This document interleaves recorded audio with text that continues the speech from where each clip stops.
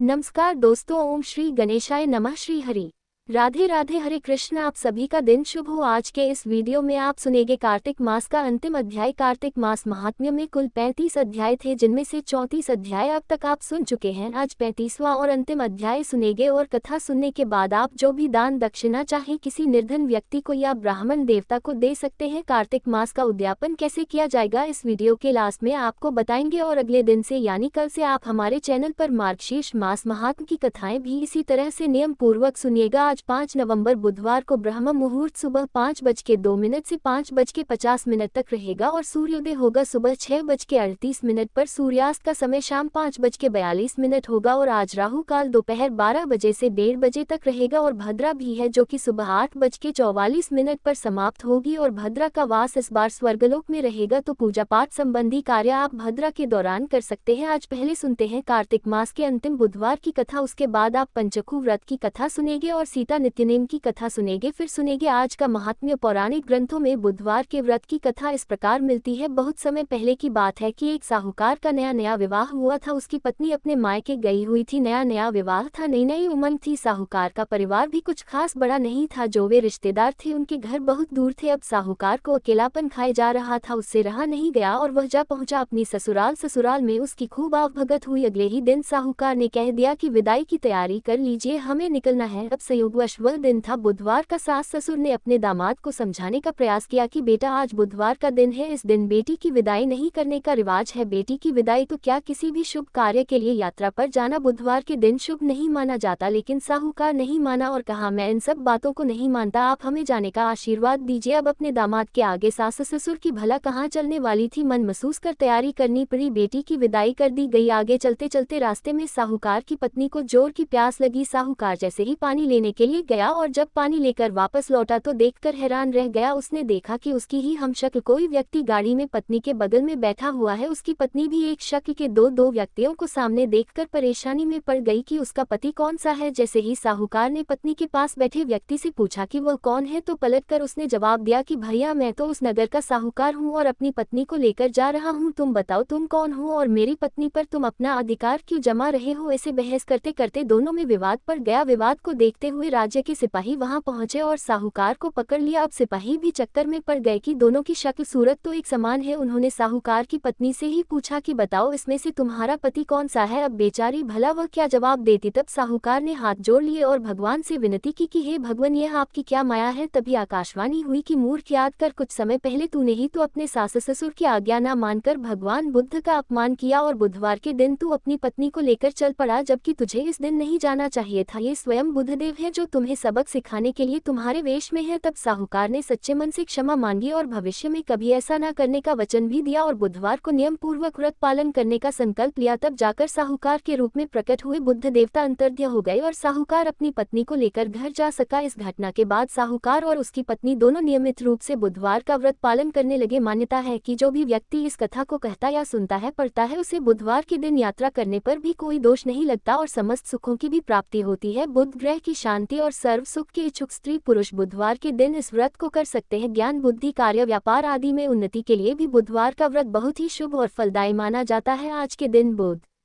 देवता के साथ साथ भगवान गणेश जी की पूजा का भी विधान है। अब सुनिए कार्तिक मास की पंचबिकु की कहानी। पंचबिकु व्रत कार्तिक मास के अंतिम 5 दिनों में रखा जाता है और उस समय इस कहानी को अवश्य ही कहना या सुनना चाहिए। और पूरे कार्तिक मास भी पंचकू की कहानी कहने और सुनने का नियम है। पंचभिकु की कहानी के अनुसार किसी गाँव में एक साहूकार था। उसका एक बेटा और बहू भी थी। बहू कार्तिक मास में रोज सवेरे उठकर गंगा स्नान के लिए जाती थी। सुबह जल्दी जाते समय वह किसी भी पराये पुरुष का मुंह नहीं देखती थी। एक राजा का बेटा भी सुबह सवेरे गंगा स्नान के लिए जाता था। वह हैरान होता कि मैं इतनी जल्दी उठता हूँ स्नान करने के लिए, लेकिन कोई और भी है जो मुझसे भी जल्दी उठकर स्नान कर लेता है। कार्तिक माह के 5 दिन बचे थे कि एक दिन साहूकार की बहू तो स्नान करके वापस जा रही थी और उसी समय राजा का बेटा भी स्नान करने के लिए आ रहा था। आवाज सुनकर बहू जल्दी जल्दी जाने लगी, लेकिन जल्दबाजी में उसकी माला मोजड़ी छूट गई। राजा के बेटे ने उसकी माला मोजड़ी उठा ली और सोचने लगा कि जिस स्त्री की यह माला मोजड़ी इतनी सुंदर है, वह स्त्री स्वयं कितनी सुंदर होगी और उसने पूरे नगर और गांव में मुनादी करवा दी कि जिसकी यह माला मोजड़ी है वह 5 रात मेरे पास आएगी। जब ये सूचना साहूकार की बहू को मिली तो उसने कहलवा दिया कि मैं 5 रात आऊंगी, लेकिन किसी को साख भरने बैठा देना। राजा के बेटे ने एक तोते को पिंजरे में बंद करके गंगा जी के किनारे एक पेड़ पर टांग दिया। बहू सुबह के समय आई, पहली पड़ी पर पैर रखा और बोली, हे कार्तिक के ठाकुर, राय दामोदर, पांचों पांडु, छठे नारायण, भीखम राजा, उस पापी को नींद आ जाए। और ऐसा कहते ही राजा के बेटे को नींद आ गई। बहू स्नान करके जाने लगी तो तोते से बोली, सुआ तेरे घर डालूंगी हीरा, मेरी साग भरियो वीरा। सुआ बोला, कोई वीर भी साग भरता है क्या? तो वह फिर बोली, सुबह सुआ सुबह तेरे पग घालूंगी नेवर, साग भरियो मेरे देवर। सुहा ने कहा, ठीक है भाभी, मैं तेरी साख रखूंगा। बहू तो कहकर चली गई। इधर राजकुमार हड़बड़ा कर उठ बैठा और सुहा से बोला, सुबह सुआ वो आई थी क्या, कैसी दिखती थी? सुबह बोला, आभा किसी बिजली होली, किसी झलकेला, किसी कामिनी गुलाब का सा रंग। राजकुमार ने सुना तो सोचा कि आज तो मैं अपनी अंगुली में चीरा लगाकर बैठूंगा, इससे मुझे नींद नहीं आएगी। दूसरे दिन वह सवेरे सवेरे अंगुली चीर कर बैठ गया। जब साहूकार की बहू आई तो भगवान से प्रार्थना करने लगी। राजकुमार को फिर से नींद आ गई और बहू नहा धोकर चली गई। इसके बाद उठकर राजकुमार ने तोते से पूछा तो तोते ने सारी बात बता दी। अब राजकुमार बोला कि आज तो मैं आंखों में मिर्ची डालकर बैठूंगा। अब राजकुमार ने तीसरी रात को आंखों में मिर्ची डाली और बैठ गया। सारी रात वह दर्द में तड़पता रहा। साहूकार की पुत्रवधू फिर आए और प्रार्थना करने लगी, हे कार्तिक के ठाकुर, राय दामोदर, पांचों पांडु, छठे नारायण, भीखम राजा, उस पापी को नींद आ जाए। राजा के बेटे को फिर नींद आ गई। अगली सुबह राजकुमार ने तोते से फिर पूछा, वह आई थी क्या? तो तोते ने सारी बात बतला दी, हाँ आई थी। अब राजकुमार ने सोचा कि आज रात को तो मैं ठंड में बैठा रहूंगा। राजकुमार ठंड में सारी रात कांपता रहा और सुबह ब्रह्म मुहूर्त में उसे नींद आ गई। साहूकार की बहू चौथे दिन सुबह सवेरे आई, पहली पैड़ी पर पैर रखा और फिर से बोली, हे कार्तिक के ठाकुर, राय दामोदर जी, पांचों पांडु, छठे नारायण, भीखम राजा, उस पापी को नींद आ जाए। राजकुमार को फिर नींद आ गई। सुबह राजकुमार ने तोते से फिर पूछा, आई थी क्या? तो तोते ने सारी बात बतला दी, हाँ आई थी। अब तो चारों रातें निकल गई। राजकुमार ने सोचा, आज की तो आखिरी रात है, आज तो मैं अपनी अंगुली जला लूंगा, जलन से मुझे नींद नहीं आएगी। और फिर उसने अपनी अंगुली जला ली। सारी रात जलन से वह तड़पता रहा। क्योंकि साहूकार की बहू पतिव्रता थी इसलिए ठाकुर जी ने उस पर कृपा की और ठाकुर जी की कृपा से राजकुमार को सुबह नींद आ गई। साहूकार की बहू 5वें दिन सुबह के समय आई और पहली पैड़ी पर पैर रखा और बोली, हे कार्तिक के ठाकुर, राय दामोदर जी, हे भगवान, आपने मेरी इतने दिन लाज रखी है, आज भी रख लेना, उस पापी को नींद आ जाए। राजकुमार को फिर नींद आ गई। साहूकार की बहू ने तोते से कहा, हे सुबह उस पापी से कह देना मेरी माला मोजड़ी मेरे घर पहुंचा दे। ऐसा कहकर बहू चली गई। इधर राजकुमार हड़बड़ा कर उठ बैठा। राजकुमार ने तोते से फिर पूछा, क्या वह आई थी? तो तोते ने फिर से कह दिया, हाँ आई थी, लेकिन उसने अपनी माला मोजड़ी मंगवाई है।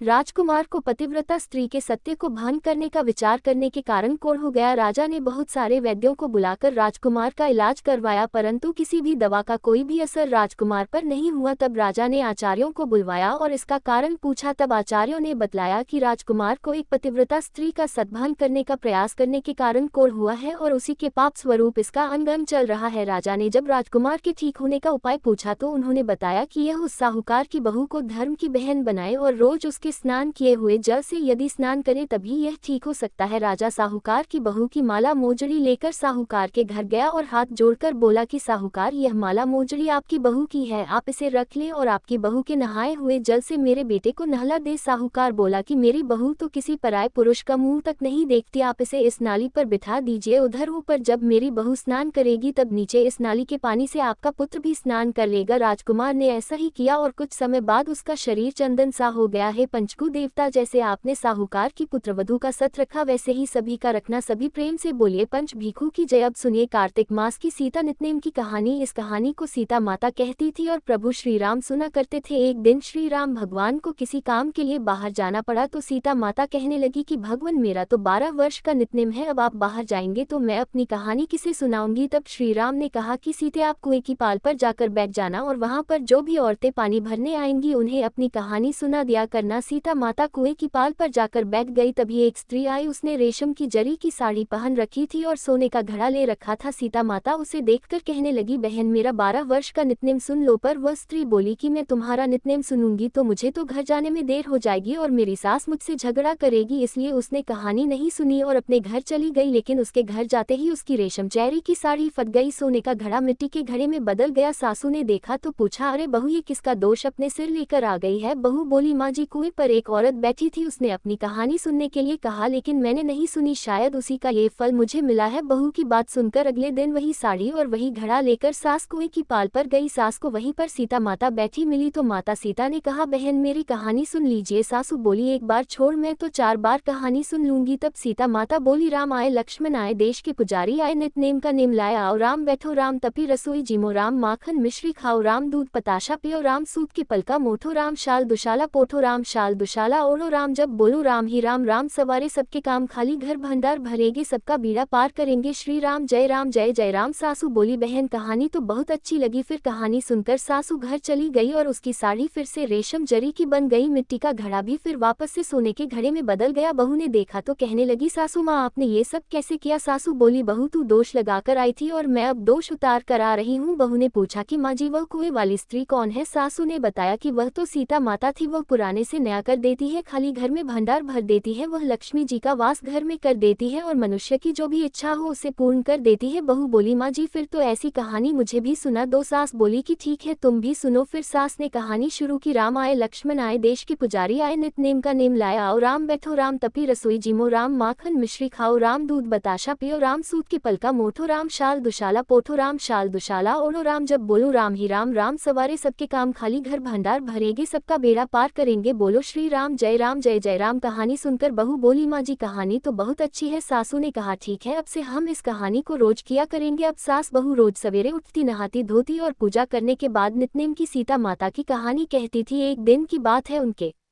यहाँ पड़ोस की एक औरत आए और बोली कि बहन जरा सी आंच तो देना। तो बहू बोली कि आंच तो अभी हमने जलाई ही नहीं। पड़ोसन बोली, तो फिर तुम सुबह 4 बजे से उठकर क्या कर रही हो? तो उन्होंने कहा कि हम तो सुबह सुबह उठकर पूजा करते हैं, फिर सीता माता की नितनेम की कहानी कहते हैं। पड़ोसन ने उनकी बात सुनकर फिर कहा कि सीता माता की कहानी कहने से तुम्हें क्या मिला? तब वे दोनों बोली कि सीता माता की कहानी कहने से घर में भंडार भर जाते हैं, सारे काम पूर्ण हो जाते हैं, मन की इच्छा भी पूरी होती है। पड़ोसन ने कहा, बहन अगर ऐसा है तब तो फिर मुझे भी कहानी सुना दो। तब बहू बोली कि ठीक है तुम भी यह कहानी सुन लो। राम आए लक्ष्मण आए, देश के पुजारी आए, नित नेम का नेम लाए, आओ राम बैठो, राम तपी रसोई जिमो, राम माखन मिश्री खाओ, राम दूध बताशा पियो, राम सूत के पलका मोठो, राम शाल दुशाला पोठो, राम शाल दुशाला ओढ़ो, राम जब बोलो राम ही राम, राम सवारे सबके काम, खाली घर भंडार भरेगे, सबका बेड़ा पार करेंगे, श्री राम जय राम। पड़ोसन ने इस कहानी को सुना तो कहने लगी, बहन कहानी तो बहुत अच्छी लगी। अब वह पड़ोसन भी नितनेम सीता माता की कहानी कहने लगी। कहानी कहने से सीता माता ने पड़ोसन के भी धन के भंडार भर दिए। देखते ही देखते अब तो पूरे मोहल्ले में नितनेम की कथा चल पड़ी और हर किसी की मनोकामना पूर्ण होने लगी। हे सीता माता, जैसे आपने उन सभी के भंडार भरे वैसे ही हमारे भी भरना। कहानी कहने वाले, सुनने वाले और हुंकार भरने वाले सबके भरना। सभी प्रेम से बोलिए सीता मैया की जय। अब सुनिए कार्तिक मास महात्म्य का अंतिम अध्याय। उद्यापन का पूर्ण विधि विधान बतलाने के पश्चात श्री सूत जी बोले, हे ऋषियों, यदि किसी में उद्यापन की सामर्थ्य न हो तो कुछ ब्राह्मणों को भोजन करा दे। ब्राह्मण ना मिले तो गाय, पीपल अथवा वट वृक्ष का ही पूजन करे, क्योंकि पीपल श्री विष्णु का तथा वट शिव जी का रूप है। इसी प्रकार पलाश ब्रह्मा जी का रूप माना जाता है। ये सुनकर ऋषियों ने पूछा, हे सूत जी, ब्रह्मा विष्णु तथा शिव जी वृक्ष भाव को किस प्रकार प्राप्त हुए, ये भी बताने की कृपा करे। तब सूत जी ने कहा, हे ऋषियों, किसी समय शिव पार्वती जी एकांत में विराजमान थे कि उस समय देवताओं द्वारा भेजे गए अग्निदेव द्वारा उनके एकांत वास में विघ्न उपस्थित हुआ। इस पर पार्वती जी ने क्रोधित होकर देवताओं को श्राप दिया कि तुम सभी वृक्ष रूप हो जाओ। तब श्री विष्णु गया में जाकर पीपल और शिव जी काशी में अक्षयवट तथा ब्रह्मा जी पलाश रूप हो गए। बस तभी से पीपल तथा वट वृक्ष का पूजन होता है। तब ऋषियों ने पूछा कि शनिवार को पीपल का पूजन होता है मगर रविवार को नहीं, इसका क्या कारण है, कृपा करके बताइए। तब सूत जी ने कहा, हे ऋषियों, समुद्र मंथन के समय 14 रत्नों में से कौस्तुभ मणि तथा लक्ष्मी जी को प्रसन्न करने के बाद विष्णु भगवान लक्ष्मी जी से विवाह करने के लिए उद्यत हुए। तब लक्ष्मी जी ने भगवान से कहा कि मेरी बड़ी बहन दरिद्रा अभी अविवाहित है, पहले तो उनका विवाह होना चाहिए। ये सुनकर भगवान विष्णु ने लक्ष्मी जी की बड़ी बहन उद्दालक ऋषि को सौंप दी। यद्यपि दरिद्रा का रंग काला, नेत्र लाल और बाल बिखरे होने के कारण कुरूपा थी, फिर भी भगवान की आज्ञा मानकर उद्दालक ऋषि दरिद्रा को अपने आश्रम में ले आए। आश्रम में आकर दरिद्रा ने देखा कि वहां तो वेद पाठ और हवन हो रहा है। ये देखकर उसने मुनि से कहा, मैं ऐसे स्थान में रहने की बजाय उस स्थान में रह सकती हूँ जहाँ चोर जुआए और ब्राह्मणों का अपमान करने वाले रहते हो। उसकी यह बात सुनकर उद्दालक ऋषि अत्यंत दुखी हुए और उसे वही छोड़कर और यह कहकर चले गए कि तुम्हारे लिए मैं कोई उपयुक्त उपयुक्त स्थान देखकर आता हूँ। ऋषि के जाने के बाद कुछ देर तक दरिद्रा ने उनकी प्रतीक्षा की। इसके बाद वह रोने और चिल्लाने लगी। तब लक्ष्मी जी ने भगवान से कहा, हे भगवान, ऋषि द्वारा त्याग दिए जाने के कारण मेरी बहन दरिद्रा अत्यंत दुखी हो रही है, इसलिए आप जाकर पहले उसे शांत कीजिए। तब विष्णु भगवान लक्ष्मी जी सहित वहां आकर कहने लगे कि तुम पीपल में निवास करो, पीपल हमारा ही अंश है। जो कोई कार्तिक की पूर्णिमा को पीपल का पूजन करेगा वह हमें प्राप्त होगा और उसके यहाँ लक्ष्मी का वास होगा। जो शनिवार को सूत लपेटकर तुम्हारा पूजन करेगा उसके समस्त मनोरथ सिद्ध होंगे, परंतु रविवार को जो तुम्हारा स्पर्श भी करेगा वह दरिद्री हो जाएगा। इतना कहकर भगवान लक्ष्मी जी सहित अंतर्ध्यान हो गए। सूत जी कहते हैं कि जो इस कथा को पढ़ता अथवा सुनता है उसे बद्रिकाश्रम यात्रा का पुण्य फल प्राप्त होता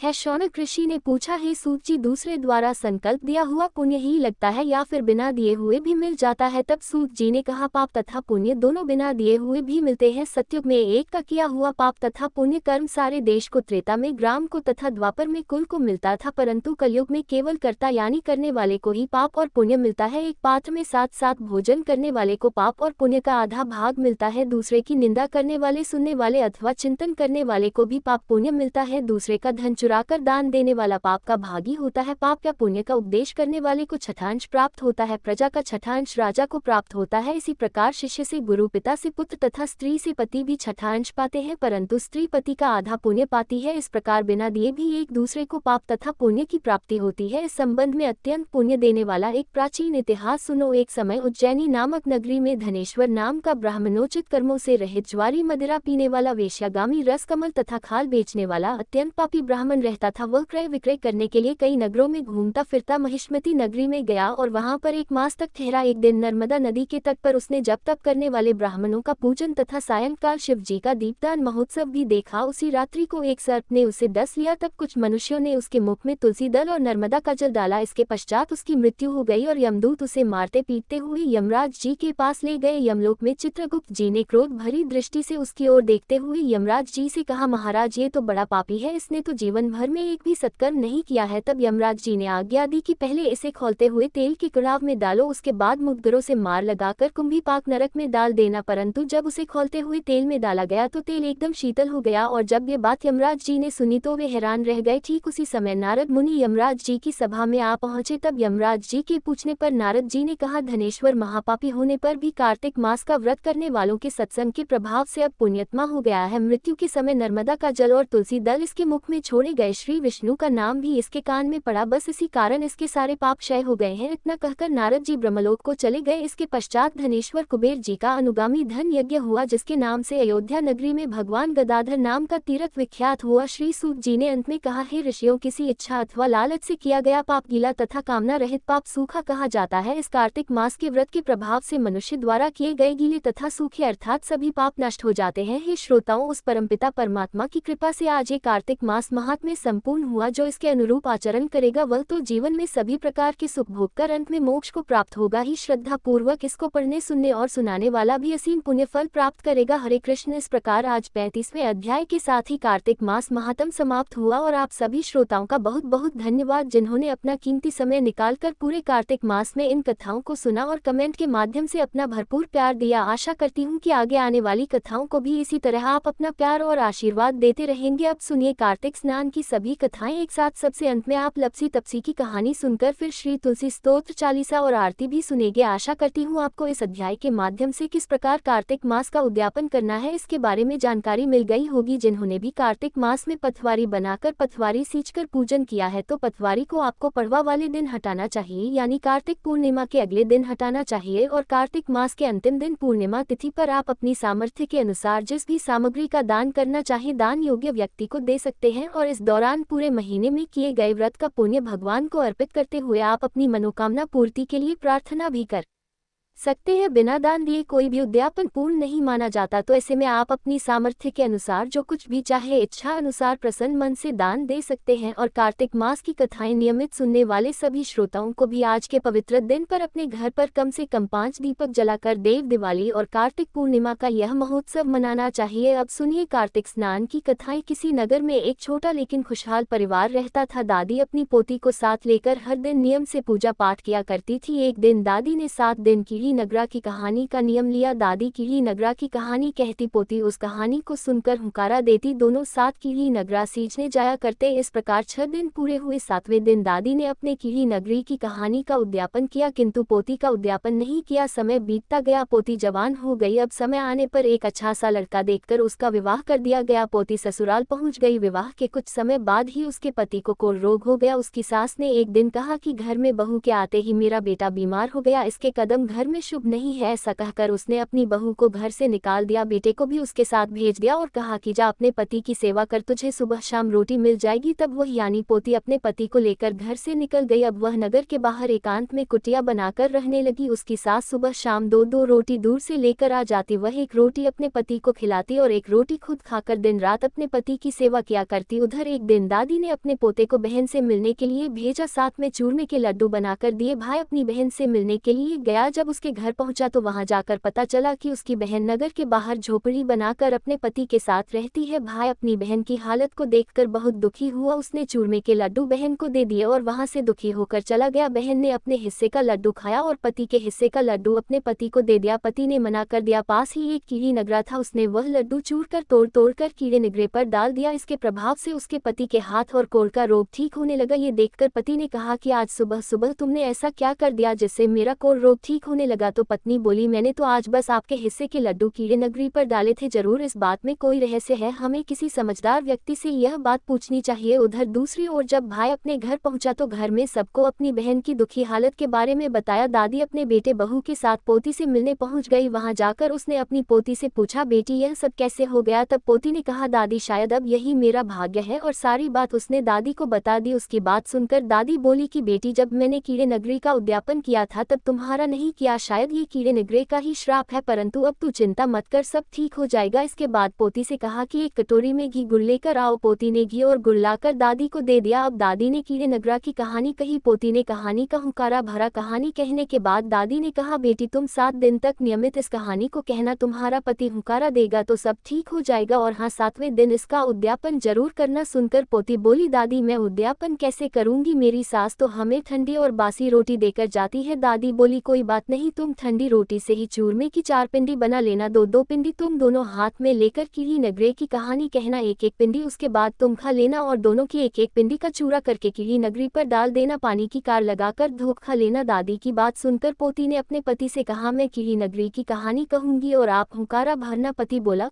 क्यों नहीं, ये सब तुम मेरे लिए ही तो कर रही हो, इस कहानी से मेरा कोढ़ ठीक हो जाएगा तो मैं इसे जरूर सुनूंगा। अब पोती कहानी कहने लगी। पति ने हुंकारे भरे। इस प्रकार 6 दिन तक नियमित कीड़ी नगरी की कहानी सुनी और हुंकारा भरी गई। फिर एक दिन वह अपनी पत्नी से बोला कि कल सुबह इसका उद्यापन कर देना। तब उसकी पत्नी ने कहा, आपकी माँ एक समय की 2 ही रोटी देकर जाती है, मैं चूरमा कैसे बनाऊंगी। तो पति बोला, माँ आज शाम को 2 रोटी देगी, उसे रख लेना, फिर कल जो 2 रोटी देगी उन 4 रोटी को मिलाकर चूरमा बना लेना। अगले दिन पोती ने सुबह सुबह उठकर स्नान कर लिया। उसका पति स्नान नहीं कर पाया था, इसलिए उसने अपने पति पर पानी के छींटे मारकर उसे शुद्ध कर लिया। उसके बाद 2 रोटी रात की और 2 रोटी सुबह की लेकर चूरमा बना दिया। फिर पति को कीड़ी नगरी के पास बिठा दिया। उसने कहानी कही, कौड़ी पति ने हुंकारा दिया। इसके बाद दोनों ने 1-1 लड्डू तोड़कर कीड़ी नगरी पर डाल दिया और पानी की कार लगा दी। फिर धोख देकर बोले, हमारा कोढ़ झाड़ देना, कोई भूल हो गई हो तो क्षमा कर देना। इस प्रकार दोनों ने सच्चे मन से कीड़े नगरे की कहानी सुनी और उसका उद्यापन किया। इसके बाद वहां से उठकर दोनों पति पत्नी ने बची हुई चूरमे की 1-1 पिंडी खाए और पानी पिया। देखते ही देखते उसका पति तो कोढ़ से मुक्त हो गया और उसकी काया भी कंचन सी हो गई। दोनों ही कोढ़ झड़ने से बड़े प्रसन्न हुए। शाम हुई तब उसकी सास रोटी लेकर आए। हर रोज की तरह दूर से ही बहू को रोटी दी, लेकिन चारपाई पर जब उसने एक युवक को देखा तो उसे पहचान नहीं पाई। दरअसल वह अपने ही बेटे को नहीं पहचान पाए और बहू पर चिल्लाकर बोली, बहू ये तुमने चारपाई पर किसको बिठाया है और मेरा बेटा कहाँ है। तो बहू बोली, माँ जी यही तो है आपका बेटा। फिर भी आपको विश्वास नहीं होता तो सासू चांदी की पहन ले, चोली लोहे की तान ले, तनात ब्याह में आएगी बारात, तब अपना परिवार इकट्ठा कर लेना और हमें अपना लेना। सास ने सुना तो अपने घर गई और पति को सारी बात बताई। तब उसने कहा कि वह हमारा ही बेटा है, उसे 6 महीने हो गए वहाँ रहते रहते, इसलिए तुम पहचान नहीं पाई। पर उसकी जिद के कारण सास ससुर ने अपने परिवारजनों को बुलाया। सास ने चांदी की चोली पहनी, लोहे की इतना तान दी, गंदी नाली से एक लोटा भर लिया, फूटी हुई थाली ले ली, ज्वार का एक डोडा ले लिया, फिर वह अपने बेटे को अपनाने चल पड़ी। तब वह फूटी हुई थाल सोने की हो गई, लोटे में जो गंदा पानी था वह शुद्ध हो गया, उसने जो ज्वार का डोडा लिया था उसके मोतियों के दाने हो गए। फिर जब सास अपने बेटे के पास पहुंची तो सास की छाती का दूध बेटे की मूंछ पर और बहू के घूंघट पर गिरा। उसके बाद वह अपने बेटे बहू को गाजे बाजे के साथ धूमधाम से अपने घर ले आई। बेटे बहू को चौकी पर बिठाया, फिर सास ने बहू से पूछा कि बहू, तुमने ऐसा कौन सा उपाय किया कि जिससे मेरा बेटा बिल्कुल ठीक हो गया। तब बहू ने अपनी सास को सारी बात बताई। कीली नगरी की कहानी का चमत्कार सुनकर सास बोली, हे कीली नगरा, इस कहानी को कहने सुनने हुक्कारा देने वाले सभी के कष्ट दूर करना, प्रेम से बोलिए कीली नगरे की जय। अब सुनिए पथवारी माता की कहानी। एक बार पथवारी माता पाल और विनायक जी में विवाद हो गया। सभी आपस में स्वयं को एक दूसरे से बड़ा बताने लगे। इतने में ही ब्राह्मण का एक लड़का वहां आया। पाल, पथवारी और विनायक जी ने उसे रोका और कहा, लड़के रुक जाओ और हमारा न्याय तो कर। लड़का बोला,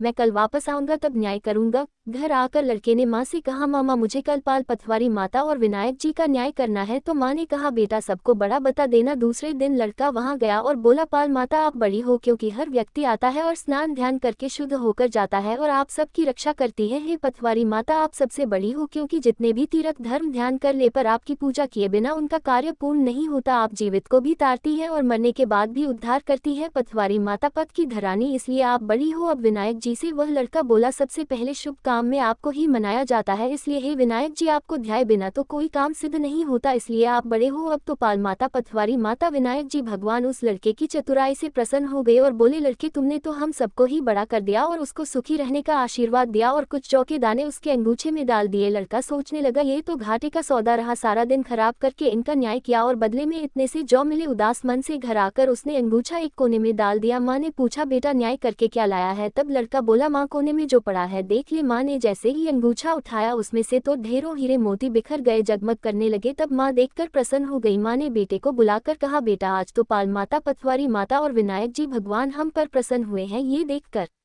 माँ बेटे बहुत प्रसन्न हुए। हे भगवान, हे पाल माता, हे पथवारी माता, आपने जैसा उस लड़के को दिया वैसा सबको देना। कहानी कहने सुनने और हुंकारा भरने वाले को सुख समृद्धि और धन धान्य देना। अब सुनिए कार्तिक मास की तारा भोजन की कहानी। एक बार की बात है, किसी नगर में एक साहूकार था और उसकी एक बहू तारा भोजन करती थी। एक दिन उसने अपनी सास को कहानी सुनाने को कहा तो सास ने मना कर दिया और बोली कि मुझे अभी अपनी पूजा करनी है। उसने फिर अपनी जेठानी से कहा कि दीदी आप मेरी कहानी सुन लो। उसने भी मना करते हुए कहा कि मुझे तो अभी भोजन बनाना है। फिर उसने अपनी देवरानी से कहानी सुनने को कहा, उसने भी बहाना बना दिया कि मुझे बच्चों को देखना है। तब उसने फिर अपनी ननंद को कहानी सुनने के लिए कहा, उसने भी मना कर दिया, बोली कि मेरी ससुराल से मेरा बुलावा आ गया है और मुझे जाने की तैयारियां करनी है। अब वह राजा के पास भी गई, बोली कि महाराज आप ही मेरी कहानी सुन लो। तो राजा ने कहा, मुझे तो व्यापार देखना है, कहानी सुनने का समय नहीं है मेरे पास। अब तो वह अपनी पड़ोसन के पास गई और जाकर उससे बोली कि आप ही मेरी कहानी सुन लो। पड़ोसन कहानी सुनने के लिए तैयार हो गई। तब उसने कहानी कही, पड़ोसन ने खूब ध्यान से कहानी सुनी और हुंकारा भरा। इस तरह पूरा कार्तिक मास बीत गया और फिर भगवान विमान लेकर आए। जब बहू विमान में बैठकर जाने लगी तो सास दौड़ी दौड़ी आए और बोली,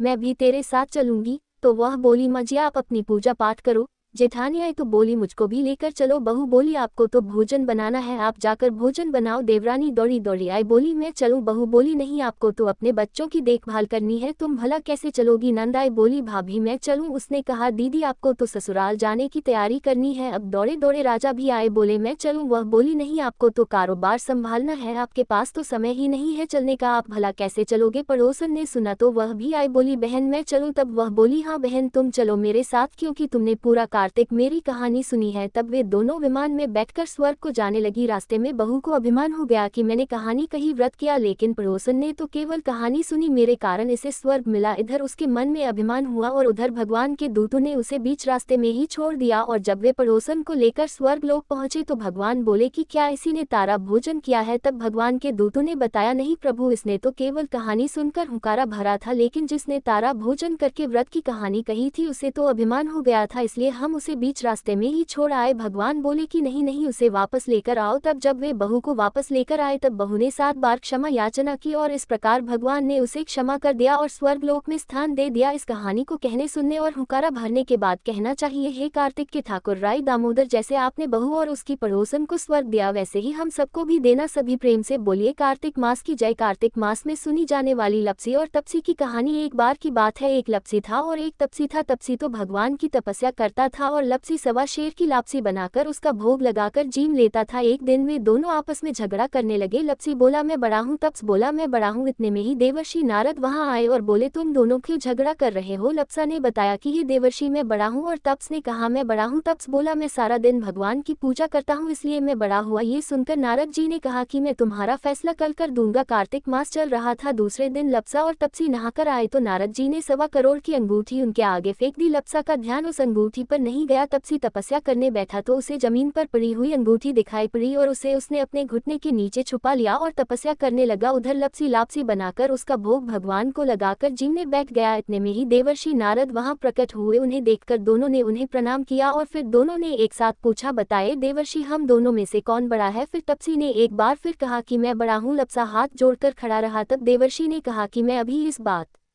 का निर्णय किए देता हूँ। फिर देवर्षि ने तप्स को इशारा किया और कहा कि तुम जरा अपना घुटना तो उठाओ। तब तपसी के एक घुटने के नीचे 1.25 करोड़ की अंगूठी निकली, जिसे देखकर नारद जी बोले यह अंगूठी तूने चुराई है, तुझे तेरी तपस्या का फल नहीं मिलेगा। तब तप्स बोला हे नारद जी मेरी तपस्या का दोष कैसे दूर होगा। नारद जी ने कहा रोटी बनाकर बाटिया नहीं बनाया तो फल तुझे मिलेगा, ब्राह्मण जमाकर दक्षिणा नहीं दी तो फल तुझे मिलेगा, साड़ी देकर ब्लाउज नहीं दिया तो फल तुझे मिलेगा, और जो दिए से दिया जलाए उसका फल तुझे मिलेगा। सब व्रत त्योहारों की कहानी सुनने के बाद जो तेरी कहानी ना सुने उसका फल तुझे मिलेगा। तब से लपसा तपसी की कहानी सुनी और सुनाई जाती है। कहानी सुनने के बाद कहा जाता है लपसी को फल लपसा ना हो, तपसी को फल तपसी ना हो, महा की कहानी कथा को फल महाने हो। ये थी लपसी और तपसी की कहानी। सभी प्रेम से बोलिए कार्तिक के ठाकुर राय दामोदर जी की जय। अब सुनिए श्री तुलसी स्तोत्र पाठ। सनातन धर्म में तुलसी को अत्यंत पूजनीय माना जाता है। जिस घर के आंगन में तुलसी होती है वहाँ कभी कोई कष्ट नहीं आता और माँ तुलसी के नाम के उच्चारण मात्र से ही भगवान विष्णु प्रसन्न हो जाते हैं। तुलसी जी में जल चढ़ाने से घर में सुख समृद्धि आती है तथा हर प्रकार के रोग शोक आदि व्याधि से मुक्ति मिल जाती है। तुलसी जी की पूजा करते समय श्री तुलसी स्तोत्र का पाठ जरूर करना चाहिए। ऐसा करने से माता तुलसी जल्द प्रसन्न होती है और माता तुलसी जी की पूजा का भक्तों को दोगुना फल मिलता है। तो प्रिय श्रोताओं, अब आपको पुंडरीकृत तुलसी स्तोत्र का हिंदी अनुवाद सुना रहे हैं। आप सब भी मन में श्रद्धा रखकर तुलसी स्तोत्र का हिंदी अनुवाद सुनिए। देवी तुलसी माँ को मेरा प्रणाम है, मैं आपको नमन करता हूँ। हे विश्व की पालक, आप श्री हरि की परम प्रिय है। हे देवी, आपकी शक्ति के कारण ब्रह्मा से लेकर सभी देवता इस संपूर्ण संसार को बनाए रखने और उसका अंत करने में सक्षम है। इसका अर्थ है कि आपके कारण ही ब्रह्मा जी के साथ अन्य देवता गण सृष्टि के निर्माण, उसके पालन पोषण और विनाश में लगे हुए हैं। देवी तुलसी जी आपको मेरा प्रणाम है, जो जीवन में कल्याण लाती है। उन देवी तुलसी को नमस्कार है जो श्री विष्णु जी की प्रिय है और जो शुभ है, मुक्ति प्रदान करने वाली और समृद्धि प्रदान करने वाली देवी तुलसी को नमस्कार है। देवी तुलसी को नमस्कार है। हे देवी, कृपया मुझे सभी प्रकार के दुर्भाग्य और विपत्तियों से बचाए रखना है। देवी, आपकी महिमा का वर्णन करना, यहाँ तक कि आपका स्मरण मात्र ही मनुष्य को पवित्र बना देता है। देवी तुलसी जी को प्रणाम। मैं देवी तुलसी को पूरी श्रद्धा के साथ प्रणाम करता हूँ, जो देवियों में सबसे प्रमुख है और जिनका तेजो में रूप है, जिसे देखकर इस नश्वर संसार के सभी पापी अपने पापों से मुक्त हो जाते हैं। देवी तुलसी को मेरा प्रणाम है। इस पूरे विश्व को देवी तुलसी जी ने संरक्षित किया है, जिसमें गतिमान और अचल दोनों प्राणी शामिल हैं। देवी पापी व्यक्ति के सभी पापों को नष्ट कर देती है एक बार जब वे उन्हें देखते हैं और भक्ति के साथ उनके सामने आत्मसमर्पण करते हैं। इसका अर्थ है कि माता तुलसी चर और अचर समेत पूरे जगत की रक्षा करती है और अपने दर्शन मात्र से ही पापी मनुष्यों के सभी पापों को नष्ट कर देती है, या फिर तुलसी जी के दर्शन मात्र से ही पापियों के पाप नष्ट हो जाते हैं। देवी तुलसी को मेरा प्रणाम है। जो भी श्रद्धा के साथ देवी तुलसी के सामने हाथ जोड़कर प्रणाम करते हैं वे इस कलयुग के बंधनों को पार कर जाते हैं और सभी प्रकार की सुख और प्रसन्नता को प्राप्त करते हैं, फिर चाहे वह महिला हो, व्यापारी हो या अन्य कोई भी। जन्मी तुलसी को मेरा नमस्कार। देवी तुलसी के समान इस पृथ्वी पर और कोई देवता नहीं है। देवी विश्व को उसी प्रकार शुद्ध करती है जैसे वैष्णव भगवान विष्णु जी के संग से शुद्ध होते हैं। देवी तुलसी को मेरा प्रणाम। इस कलयुग में भगवान विष्णु जी के माथे पर तुलसी पत्र चढ़ाना भक्तों के मस्तक पर विष्णु जी के वरदान, कृपा और आशीर्वाद को हमेशा बनाए रखता है। इसका अर्थ है कि जो भी व्यक्ति इस कलयुग में भगवान श्री विष्णु जी के मस्तक पर तुलसी जी को अर्पित करता है उसके ऊपर हमेशा भगवान विष्णु जी का आशीर्वाद बना रहता है। देवी तुलसी को नमस्कार है। तुलसी जी में हमेशा सभी देवी देवताओं का वास रहता है, इसलिए इस संसार में तुलसी जी की पूजा करना सभी देवी देवताओं की पूजा के समान है। इसका अर्थ है कि तुलसी जी की पूजा से सभी देवों की पूजा संपन्न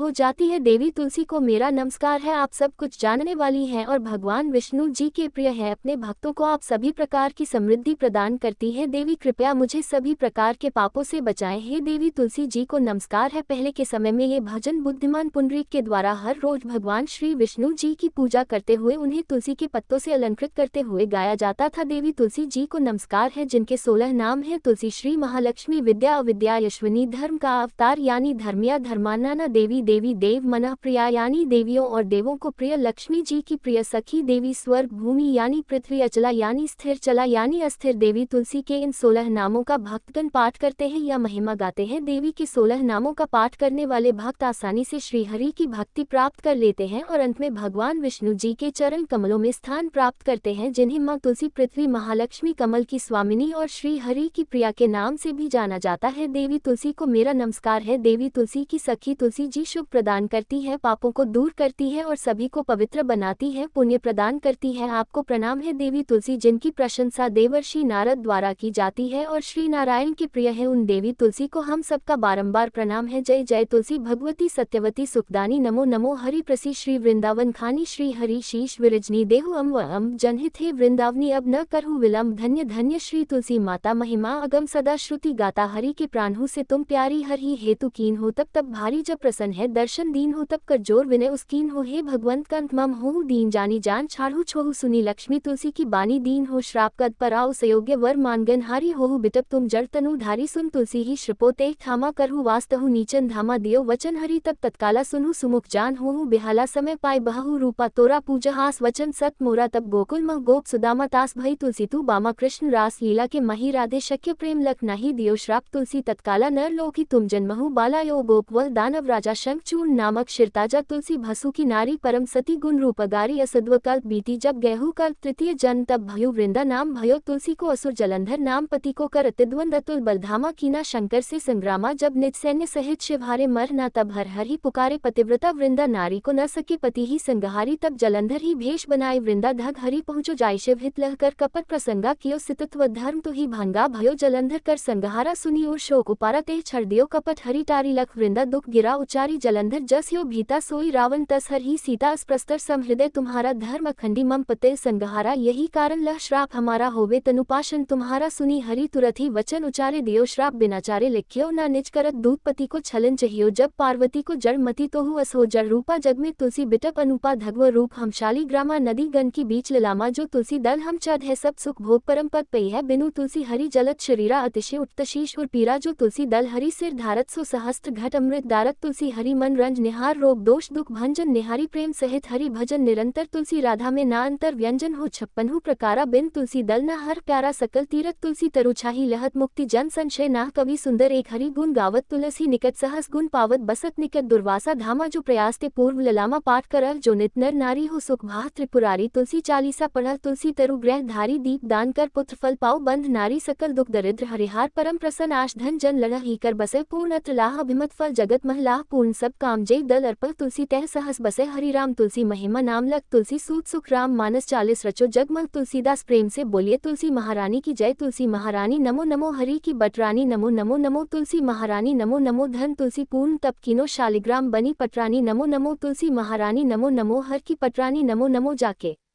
पत्र मंजरी कोमल श्रीपति कमल चरण लपटानी नमो नमो, तुलसी महारानी नमो नमो, हरि की पटरानी नमो नमो, कौन महीने बोई रानी तुलसी, कौन महीने हुई हरियाली नमो नमो, तुलसी महारानी नमो नमो, हर की पटरानी नमो नमो, कौन महीने हुई तेरी पूजा, कौन महीने हुई पटरानी नमो नमो, तुलसी महारानी नमो नमो, आषाढ़ मास में बोई रानी तुलसी, सावन महीने हुई हरियाली नमो नमो, तुलसी महारानी नमो नमो, हरि की पटरानी नमो नमो, कार्तिक मास में हुई तेरी पूजा, मंगसर मास हुई पटरानी नमो नमो, तुलसी महारानी नमो नमो, हर की पटरानी नमो नमो, धूप दीप नैवेद्य आरती पुष्पन की वर्षा बरसानी नमो नमो, तुलसी महारानी नमो नमो, हर की पटरानी नमो नमो, 56 भोग 36 व्यंजन बिन तुलसी हरि एक न मानी नमो नमो, तुलसी महारानी नमो नमो, हरि की पटरानी नमो नमो, जो तुलसी को सवेरे गाए श्री कृष्ण के दर्शन पाए नमो नमो, तुलसी महारानी नमो नमो, हर की पटरानी नमो नमो, जो तुलसी को दोपहर गाए खीर खान का भोग लगाए नमो नमो, तुलसी महारानी नमो नमो, हरि की पटरानी नमो नमो, जो तुलसी को साज को गाए श्री कृष्ण की आरती उतारे नमो नमो, तुलसी महारानी नमो नमो, नमो हर की पटरानी नमो नमो जो तुलसी को रात को गाए श्री कृष्ण के चरण दबाए नमो नमो तुलसी महारानी नमो नमो हरि की पटरानी नमो नमो सब सखी मैया तेरो यश गावे भक्ति दान दी महारानी नमो नमो तुलसी महारानी नमो नमो हर की पटरानी नमो नमो तुलसी महारानी नमो नमो हर की पटरानी नमो नमो प्रेम से बोलिए श्री कृष्ण भगवान की जय तुलसी महारानी की जय।